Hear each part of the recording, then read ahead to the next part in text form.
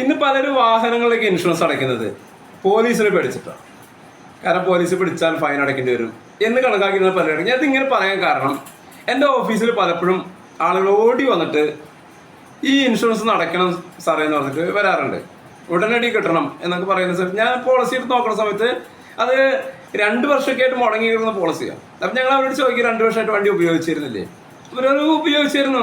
ഞങ്ങൾ ടൗണിലേക്കൊന്നും പോകാറില്ല, ഈ വട്ടത്തിലേക്ക് ഓടിക്കാറുള്ളൂ. അതുകൊണ്ട് പോലീസിന്റെ കയ്യിൽ പെടാറില്ല. പക്ഷെ ഇന്ന് യാദൃശ്യമായിട്ട് പെട്ടു. വണ്ടി സ്റ്റേഷനിലാണ്, ഇൻഷുറൻസ് കൊണ്ടുപോയി കൊടുത്താലാണ് വണ്ടി കിട്ടുള്ളൂ. അപ്പൊ ഇതാണ് പലരുടെയും മനസ്സിലെ ഒരു ധാരണ. അതായത് പോലീസ് ഇല്ലാത്ത വഴി കൂടെ പോവുക, ഈ ഇൻഷുറൻസ് അടയ്ക്കേണ്ട. വാസ്തവത്തിൽ അതാണോ ഇൻഷുറൻസ് എന്ന് പറയുന്നത്? എൻ്റെ പേര് ആന്റണി തോമസ്, ഇൻഷുറൻസ് അഡ്വൈസറാണ്.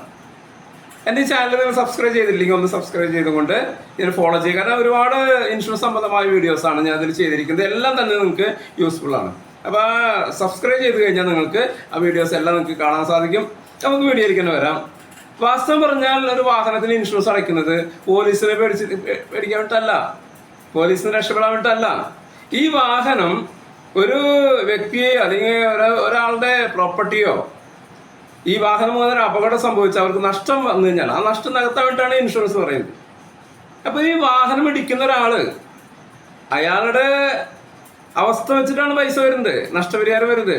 ഇപ്പൊ ഒരു ഈ വണ്ടി, നിങ്ങളുടെ വണ്ടി ഒരു വലിയൊരു ഉദ്യോഗസ്ഥനെ ഇടിച്ചു, അദ്ദേഹം ഒരു മാസം വലിയൊരു ശമ്പളമുള്ള ഒരാളാണെങ്കിൽ അതിന് നഷ്ടപരിഹാരം ഹ്യൂമൻ ലൈഫ് വാല്യൂ കണക്കാക്കും.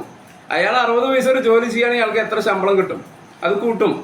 അയാളെ ഡിപ്പെൻഡ് ചെയ്യുന്ന അയാളുടെ മക്കള്, ഭാര്യ, അയാളുടെ മാതാപിതാക്കള്, ഇവരുടെയൊക്കെ ജീവിത ചെലവുകൾ കണക്കാക്കും.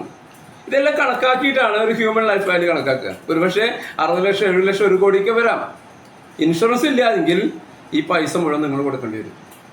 അതുകൊണ്ടാണ് ഇൻഷുറൻസ് ഇല്ലാതെ വാഹനം നിങ്ങൾ ഓടിക്കാൻ പാടില്ല എന്ന് പറയുന്നത്. അപ്പം അത് ഒരു പോലീസിൽ നിന്ന് രക്ഷപ്പെടാൻ വേണ്ടിയിട്ടുള്ള ഒരു ഉപാധിയല്ല. നിങ്ങളുടെ വാഹനം മുഖാന്തരം മറ്റൊരാൾക്ക് എന്ത് നഷ്ടം വന്നാലും നഷ്ടപരിഹാരം ഇൻഷുറൻസ് കമ്പനി വഹിക്കും. നിങ്ങൾ അറിയണ്ട. ആ ഇൻഷുറൻസ് കമ്പനിയുടെ ബാധ്യത നിങ്ങൾ ഈ പൈസ അടച്ചിട്ട് അവർ ബാധ്യത ഏറ്റെടുക്കില്ല. ആ ബാധ്യത നിങ്ങൾ ചെയ്യേണ്ടി വരും. പക്ഷെ നിങ്ങളുടെ കുടുംബം മുഴുവൻ നശിച്ചു പോകാനാണ്, സാമ്പത്തികമായിട്ട് അത്രയും വലിയ നഷ്ടം സംഭവിക്കും. അതുകൊണ്ട് ഇൻഷുറൻസ് ഇല്ലാതെ നിങ്ങൾ വാഹനം ഓടിക്കാതിരിക്കുക.